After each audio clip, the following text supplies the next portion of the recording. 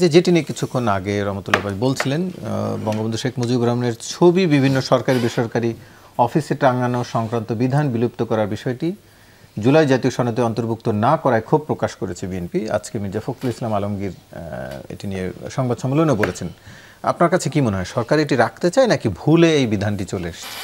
সরকার তো আসলে ভুলের উপরে দাঁড়িয়ে আছে।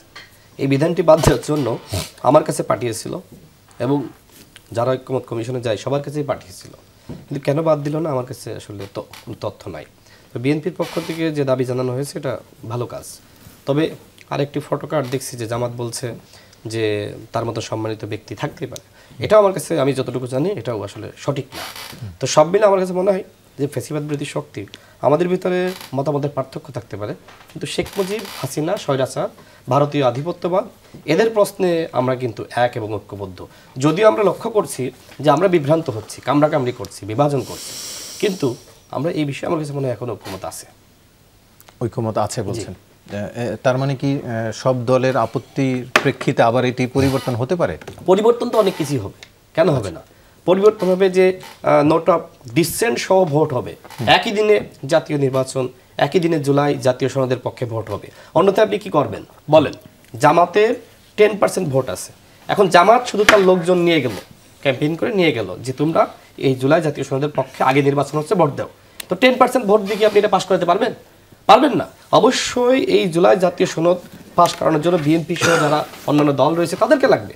সুতরাং একই দিনে নির্বাচন হলে সকল প্রার্থীরা নিজেদের লোককে নিয়ে যাবে এবং হা ভোটের পক্ষে ক্যাম্পেইন করবে। জামাত এই জিনিসটা বুঝতেছে না। জামাত মনে করছে আমি দাবি করেছি, আমার দাবি বাস্তবায়িত হইতেই হবে। ওই যে 80% সরকার মেনে নিয়েছে, জামাতকে বেশি গুরুত্ব দিয়েছে, এই জন্য সরকার মনে করছে আমি তো পাওয়ারে চলে যাচ্ছি, আমাকে যদি আমি এই দাবি আদায় করতে পারি তাহলে আমি পাওয়ারে চলে যাবো। দেখেন বাংলাদেশের রাজনীতিতে একটা মানে টার্ম আছে যে আন্দোলনে যে এগিয়ে ক্ষমতায় সে এগিয়ে। এই জন্যই জামাত কিন্তু রাজপথে আন্দোলন শুরু করে দিয়েছে।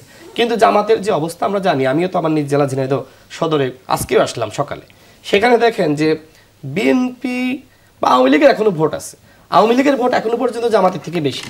এটা আপনি বিশ্বাস করবেন কি আমি জানি না, খোঁজ নিয়ে দেখতে পারেন। হ্যাঁ, জামাতের মাফিয়াতন্ত্রের রাজনীতি, হাসিনা খারাপ, সব ঠিক আছে, কিন্তু এখনো পর্যন্ত যে 3 প্রজন্মের দল হওয়ার কারণে তাদের ভোট আছে, সেই ভোটটা এখনো পর্যন্ত জামাতের থেকে বেশি। তো জামাত, আমি একটু 30 সেকেন্ডে শেষ করি, তো আমার কাছে মনে হয় জামাতের এই মুহূর্তে দায়িত্ব, যেহেতু ইসলামিক দল এবং ইসলাম মানে কি শান্তি প্রতিষ্ঠা করা, তাদের দায়িত্ব অশান্তি নৈরাজ্য সৃষ্টি না করে, বাংলাদেশকে আনস্টেবল না করে, বরং সকল দলের সাথে আলোচনার মাধ্যমে নির্বাচনে অংশ নেওয়া এবং বাংলাদেশে যে গুলাটে পরিবেশ তৈরি হচ্ছে, যদি কোনোভাবে হাসিনা এবং ভারতের আধিপত্যবাদ ফিরে আসে, সব থেকে ক্ষতিগ্রস্ত কিন্তু এই জামাত হবে।